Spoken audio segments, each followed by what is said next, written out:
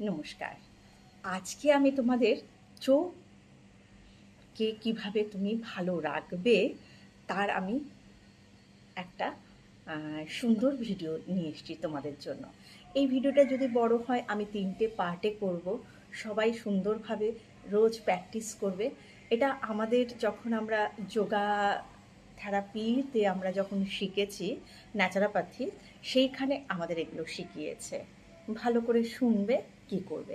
Number 1, না তুমি যখন জল খাবে লাস্ট জলটা চাবিয়ে খাও। যতবার তুমি জল খাবে, ধরো খেলে কখনোই তো ঢক ঢক করে জল খেতে নেই, তাও তুমি যখন জলটা খেলে লাস্ট জলটা তুমি একটু চাবিয়ে চাবিয়ে খাও।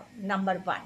নাম্বার 2, মুখে জল নিয়ে স্নান করো, মুখের মধ্যে জল ভরে স্নান করো। নাম্বার 3 হলো মুখে জল ভরে চোখে তুমি জলের ছিটা দাও। মুখে জল নিয়ে, আর তুমি যখন রাতে ঘুমোতে যাবে একটু সর্ষার তেল দুটো পায়ের তলায় সুন্দর করে মালিশ করো। যদি তোমার কাছে পিতলের কোনো বাটি থাকে, কাঁসার পিতলের, সেটা দিয়েও ঘষতে পারো। কোনো না হলেও হাতটাকে মুঠো করে খুব ভালো করে তুমি আপ ডাউন এরকমভাবে ঘষতে পারো। তোমার দেখবে সেটাতে খুব ভালো লাগবে। আর কি করবে না, একটু ঘুমটা তোমার 6 থেকে 7 ঘন্টা একদম সুন্দরভাবে ঘুমাবে, মানে সাউন্ড স্লিপ।